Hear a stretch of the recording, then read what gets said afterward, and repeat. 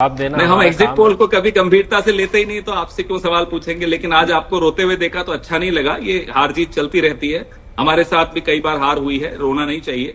उस दिन कहने लगी कि अब कांग्रेस को हम क्यों इतनी तवज्जो देते हैं, हम इनको इतनी क्यों स्पेस देते हैं, ये आपकी वजह से। पवन जी नहीं। मैं हूँ यासर मलिक। देश और लोकतंत्र के साथ धोखा करना बंद कीजिए, ये अच्छा नहीं है, ये पाप है, अपराध नहीं पाप है। और कम से कम इतनी ईमानदारी होनी चाहिए अंजना जी कि ये लोगों को बताएं कि ये अमित शाह के लिए और पीयूष गोयल के लिए फुल टाइम काम करते हैं। आप ये चीज छिपाकर यहाँ आकर अपने आंकड़े देते हो। और आप देख रहे हैं अपना यूट्यूब चैनल YS3 न्यूज। बोलिए। ये एक पापी व्यक्ति है, मैं इनकी बात सुनने नहीं बैठा हूँ। आपके चैनल्स ने इनको बहुत प्रमोट किया है। पीयूष गोयल और अमित शाह करते रहे, हमें उनसे मतलब नहीं। कम से कम अपने चैनल्स को इन लोगों से बचाइए।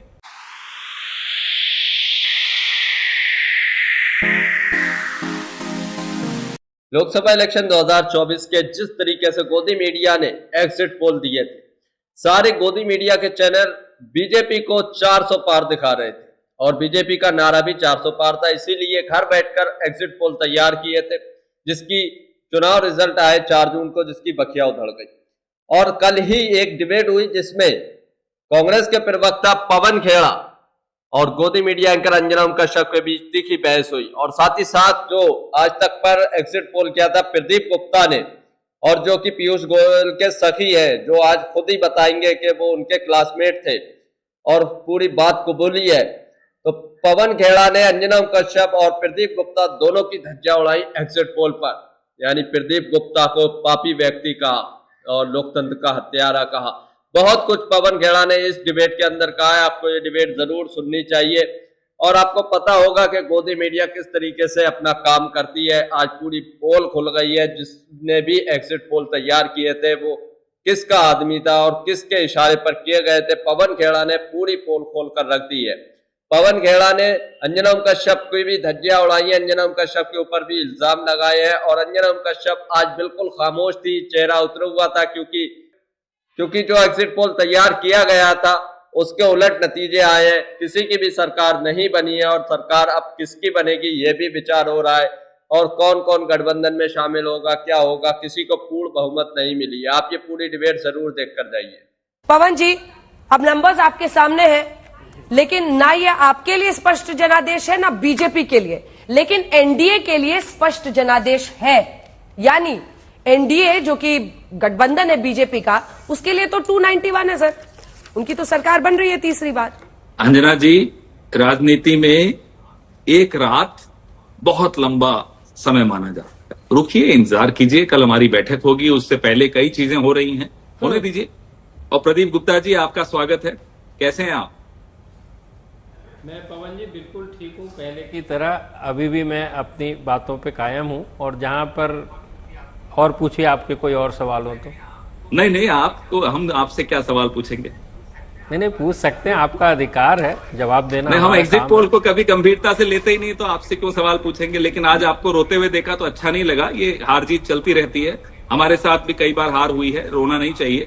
आप मजबूत रहिए, इसमें कोई परेशानी नहीं है। कई बार गलत, कई बार सही, कोई बात नहीं। लेकिन एक बात मैं जरूर कहना चाहूंगा, इस देश की जनता को मूर्ख मत मानिए। ये देश की जनता बहुत समझदार होती है। शेयर मार्केट में कितने लोगों का पैसा डूबा, इसकी वजह से आपको शायद नींद आपकी भी हराम होनी चाहिए, ये मैं जरूर मानता हूं। ये अच्छा नहीं करते आप लोग कि शेयर मार्केट और सट्टा मार्केट को इन्फ्लुएंस करने के लिए आप इस तरह के एग्जिट पोल्स करते हैं।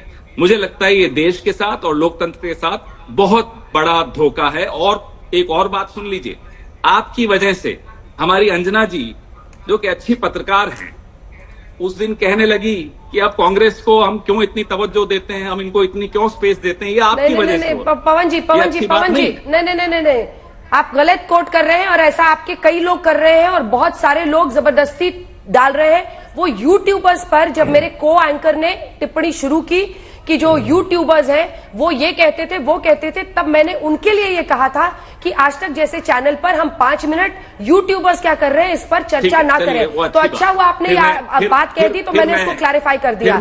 कांग्रेस पार्टी के गेस्ट आते हैं मेरे शो में और मुझे किसी को सफाई देने की जरूरत है नहीं, लेकिन वो टिप्पणी यूट्यूबर्स के लिए थी। प्लीज डू नॉट मिसकोट मी। चलिए पवन जी, क्या मैं जवाब दे दूं? फिर से प्रदीप जी से फिर मुखातिब होऊंगा। प्रदीप जी, देश और लोकतंत्र के साथ धोखा करना बंद कीजिए, ये अच्छा नहीं है, ये पाप है, अपराध नहीं पाप है। प्रदीप जी। पवन जी, आपने 2-3 सवाल उठाए और मैं उनका सिलसिलेवार मैं सवाल तो एक भी नहीं उठाया, माफ कीजिएगा, मैं आपसे सवाल नहीं पूछने आपने बैठा हूं। या जजमेंट दे दिया, कोई सवाल नहीं उठा रहा मैं। जजमेंट दे दिया आपने लोकतंत्र के साथ। जजमेंट भी देने वाला नहीं हूं मैं, ये आपकी तरह नहीं हूं कि मैं जजमेंट दे दूं कि कांग्रेस और राहुल गांधी बेकार है, ये सब मैं नहीं करता, माफ कीजिएगा। ना मुझे आपको सलाह देनी है, ना मुझे आपसे सवाल पूछने हैं, ना मुझे आपको कोई जजमेंट देनी है। मुझे जो कहना था मैंने कह दिया, आगे आपकी इच्छा, आपको सुनना है सुनिए, नहीं सुनना मत सुनिए, लेकिन आप इस देश के साथ, इस देश के वोटर के साथ, इस देश के लोकतंत्र के साथ एक बहुत घटिया और वाहियात मजाक करते हैं। ये ठीक है, उनका जवाब सुन लीजिए पवन जी। नहीं, जवाब सुन लीजिए। ये पाप है, इस पाप को हम लोग नहीं स्वीकार करते। इस देश की जनता ढूंढ रही है आज, आप माफ कीजिएगा, ढूंढ रही है आज आप।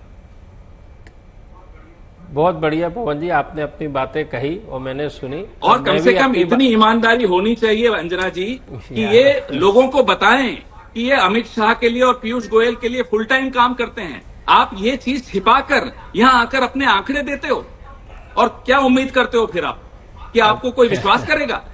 आप अपना विश्वास खुद तोड़े हो। आपने कितना कमाया कितना नहीं कमाया उसमें मेरा कोई रुचि नहीं है, आप कमाइए, कोई दिक्कत नहीं। लेकिन पवन जी, इनके नंबर्स जब सही होते थे, देने का हक जब इनके नंबर्स सही होते थे तब किसके लिए काम करते थे? एक बार प्रदीप जी जवाब देना चाह रहे हैं, सुन लीजिए ना, एक बार सुनिए ना, एक बार सुनिए, मेरी बात मानिए पवन मेरे जी। घर में एक घड़ी है जो खराब है, दिन में 2 बार सही समय बताती है, क्या मैं मान लूं वो सही है घड़ी? क्या बात कर रहे हैं आप? बोलिए पवन जी, आप मुझे भी तो अपनी बात कहने का मौका देंगे कि अरे नहीं मैं देंगे? तो यहाँ आया था कि अंजना जी से बात करने का हो, तो आप दिख गए तो मेरे मन की बात थी, मैंने आपको दे दी। अब अंजना जी मुझसे सवाल पूछें, आप क्यों सवाल पूछेंगे मुझसे? नहीं, मैं सवाल नहीं पूछ रहा आपसे कोई, मैं कह रहा भाई, हूँ आप या तो यहाँ बीजेपी के प्रवक्ता बन के बैठे हो तो मैं सुन लूंगा आपकी बात। मैं पवन साइकोलॉजिस्ट जी, की बात जिस पर मुझे विश्वास नहीं है मैं क्यों सुनूं? ये मुझे अब आप बताइए ये ना। देखिए कि लोकतंत्र की हत्या अरे अब आप लेकिन कर मैं रहे आपकी हैं। बात सुनूं क्यों? आप एक बिल्कुल ना psychologist सुनिए। है, मुझे भरोसा अरे नहीं है। पवन जी, आपको मैं अरे नहीं मेरे सुना को रहा, आप पर आपने बोल दिया भरोसा ही आपको नहीं कोई है, तो मैं जवाब आपकी बात उत्तर क्यों कुछ नहीं सुनूं? चाहिए, मैं आपको नहीं सुना रहा हूँ, लेकिन मुझे मैं बोलने क्यों का सुनूं? अधिकार अंजना है जी, कि मैं नहीं? आपसे बात तो कर अब रहा यहाँ मीडिया पे बैठ के अंजना जी, लोकतंत्र मैं की आपसे हत्या बात आप कर करूंगा। रहे हैं या मैं ये कर रहा प्रदीप हूँ? गुप्ता से बात करने थोड़ा ही बैठा हूं मैं यहाँ।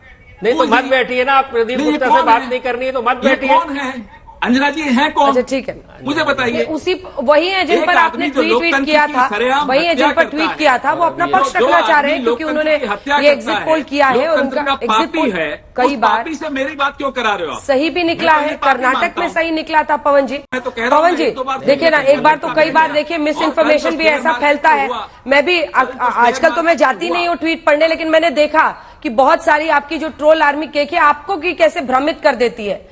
मैंने यूट्यूबर्स के कॉन्टेक्स्ट में जो बात कही थी वो कांग्रेस के लिए फैलाई जा रही है, तो अपनी मीडिया वाली टीम को बोल दीजिएगा सर, ये जो आदत है। उस बात को मैंने स्वीकार कर लिया, लेकिन अब आप मेरी बात सुनिए। हाँ, बोलिए। ये एक पापी व्यक्ति है, मैं इनकी बात सुनने नहीं बैठा हूं, आपसे संवाद करने बैठा हूं। आपका सर आंखों पर होगा जो सवाल आप पूछेंगे, लेकिन इस व्यक्ति को मेरे से दूर रखिए। मैं इनसे घबराता हूं, ऐसे लोगों से जो सरेआम मुंह पे मुस्कान लेकर लोकतंत्र की हत्या करते हैं। ऐसे लोगों से इस देश को बचाइए। आपके चैनल्स ने इनको बहुत प्रमोट किया है, पीयूष गोयल और अमित शाह करते रहे, हमें उनसे मतलब नहीं। कम से कम अपने चैनल्स को इन लोगों से बचाइए, क्योंकि आप लोगों का बहुत बड़ी भूमिका है लोकतंत्र को बचाने की। ऐसे लोगों को यहां स्पेस मत दीजिए। हाथ जोड़कर आपसे नम्र निवेदन। कितने गरीब लोगों का पैसा लुटा कल आपको मालूम है? मार्केट की क्या स्थिति थी आपको मालूम है? ऐसे लोगों की वजह से। इसलिए कहता हूं ये चलिए ठीक है, देखिए अब हो गया पवन खेड़ा जी, अब हो गया। अब आप नहीं उनसे बात करना चाहते हैं, ये भी ठीक है, लेकिन एक तरफा एक के बाद एक आरोप नहीं लगने चाहिए। कर्नाटक में इन्होंने ही आपकी पार्टी को जिताया था, तब ये इनका चेहरा बड़ा अच्छा लग रहा था सबको और इनके चेहरे पे नूर भी दिख रहा था। लेकिन 100 सीटें आई हैं कांग्रेस पार्टी की, इतना भी क्या गुस्सा इस पे करना है सर? बीजेपी की 239 है, तीसरी बार वो चुनावी मैदान में उतरे थे। आप 52 से 100 पर पहुंचकर मतलब किसी को रन डाउन मत कीजिए, आप अपनी बात कहिए। आप मैं देखिए, मैं न बीजेपी को रन डाउन करूंगा, न पत्रकारों को रन डाउन करूंगा, लेकिन ऐसे व्यक्ति को तो जरूर रन डाउन करूंगा जिन्होंने कल शेयर मार्केट के साथ मिलकर, बड़े-बड़े कॉर्पोरेट के साथ मिलकर खेल खेला। इन्होंने खेल खेला कल, इन्होंने जो खेल खेला है कॉर्पोरेट्स के साथ मिलकर, माफ कीजिएगा उस पर तो मैं जरूर बोलूंगा। अब ये नई थ्योरी आज आ गई पवन खेड़ा जी, पवन खेड़ा जी आज नई थ्योरी आ गई। पहले सरकार के साथ मिले हुए थे और सरकार के साथ 401 को जस्टिफाई करने के लिए 400 दिया था। अब जब 291 आया है एनडीए का तो आप कह रहे हैं कि कॉर्पोरेट के साथ मिलकर किया है। अब बाजार में क्या हुआ, क्यों उछाल आई, एग्जिट पोल को लेकर उत्साह था। और अंजना जी, हर चीज को मत जोड़िए, शेयर मार्केट को हमने देखा कल। मैंने भी आपको बोलने के लिए पूरी आजादी दी, लेकिन इसका मतलब ये नहीं है कि अब शब्दों का आप इस्तेमाल करें। इनको छोड़िए, आप भाषा की मर्यादा की बात में दायरे में ही रहकर बात करनी चाहिए एक दूसरे के बारे में, क्योंकि देखिए मुझसे बात कीजिए, इनको मत बीच बीच में लाइए। अब नहीं, मैं अंजना जी, मैं बोल रहे हैं पवन, अरे वो 2 लाइन में अपना पक्ष रख रहे हैं, फिर आपके साथ इंटरव्यू आप चाहिए ना, 2 लाइन पवन जी एक बार उनको अपना पक्ष रखने दीजिए, ये गलत है। पवन जी मैं फौरन लौट रही हूँ आपके पास, आप इंटरव्यू पूरा होगा। ये कौन सी बात हुई कि गाली दे के आप भाग गए, गाली दे के आप भाग गए, और ये असली लोकतंत्र की हत्या तो ये है कि आप मुझे बोलने का मौका भी नहीं देना चाहते हैं। गाली देने का काम प्रदीप जी उनका है जिनकी आप सेवा में हाजिर रहते हैं, हम लोग गाली नहीं देते। माफ यदि आपके हिसाब से आपको पता हो, आपको छोड़िए, मैं आपको नहीं बता रहा हूं, मैं सबको बता देता हूं कि पीयूष गोयल जी के साथ मैंने क्लासरूम में बैठ के पढ़ाई की है, तो वो मेरे सखा हैं। आपके नजर से यदि मैं अपने सखा के साथ हूं या बात करता हूं, और उसके चलते ये भी बता दूं, आज तक हमने 69, इसके पहले भी 69 एग्जिट पोल किए, जिसमें से 64 हूबहू रहे, और उसमें से कईयों बार कांग्रेस जीती है, विपक्ष जीता है। आम आदमी पार्टी की भी बात कर लूं तो 70 में से हमने बीजेपी को 2 से 11 सीट दी थी, 70 में से 2, और अभी भी आज आंध्र प्रदेश और आंध्र तेलंगाना आज भी मैं बता दूं, आज हाँ हमारे 3 स्टेट में आंकड़े गलत हुए हैं और 27 राज्यों में हूबहू मैच हुए हैं। उसके बाद 4 असेंबली कंस्टिट्यूएंसी में स्पॉट ऑन है। और रह गई बात ऑल इंडिया की, तो हमने कहा था एनडीए सरकार बनाएगा, और एनडीए सरकार ही बनाते हुए नजर आ रहा है। अब आप इसको माने ना माने, नकारे, जिसको इसको जिस स्वरूप में लेना चाहें वो आप ले सकते हैं। और ये कौन सी बात, चलिए अंजना जी चर्चा शुरू करें। अंजना जी आप कुछ चलिए ठीक है, आपने अपना पक्ष रख दिया, आपने बताया कि आपने कितने जो किए हैं, और बहुत सारे ऐसे सर्विस थे जिसमें ऑपोजिशन पार्टीज को जिताता हुआ आपने दिखाया, और वो सही साबित हुए, और आप स्वीकार रहे कि इस बारे वाले एग्जिट पोल में गड़बड़ी हुई है। पवन खेड़ा जी अब आपके पास आते हुए, क्योंकि देखिए 100 सीटें ही आई है कांग्रेस पार्टी की, 52 से 100 पर पहुंचकर इतना हर्ष, वहां पर 239 है, और एनडीए की सरकार बन रही है, फिर एक बार मोदी सरकार। मैं बताता हूं हर्ष क्यों हुआ। एक आदमी अपने आप को भगवान का अवतार बना लेता है। आज उस आदमी की ये स्थिति है कि अपनी सीट पर 1.5 लाख वोटों से जीता है, उस राज्य में जिस राज्य में राहुल गांधी 3 लाख 3.5 लाख वोटों से जीते हैं। तो उस आदमी को घमंड के घोड़े से इस देश की जनता ने, उत्तर प्रदेश की जनता ने उतारा है, उस बात का हर्ष है मुझे। संविधान की रक्षा हुई है, उस बात का हर्ष है मुझे। जिस राहुल गांधी को आप सब ने, और बीच में मत टोकिएगा मुझे अंजना जी, इसमें आप सब शामिल हैं, जिस राहुल गांधी को आप लोगों ने क्या उनकी खिल्ली उड़ाते थे, क्या उनके मजाक उड़ाते थे, भद्दे मजाक उड़ाते थे, उस राहुल गांधी ने आज एक अच्छा जवाब दिया है। इस बात का हर्ष मुझे हमेशा रहेगा। देखिए चुनाव होगा तो कोई जीतेगा कोई हारेगा, आपके नेता जीते हैं, 2-2 सीट से जीते हैं, दोनों हाथ में लड्डू है, दोनों लड्डू की मिठास आपके मुंह में इस वक्त आ रही है, लेकिन आप हर इंस्टीट्यूशन ये एक लड्डू मेरे हाथ में भी है अंजना जी।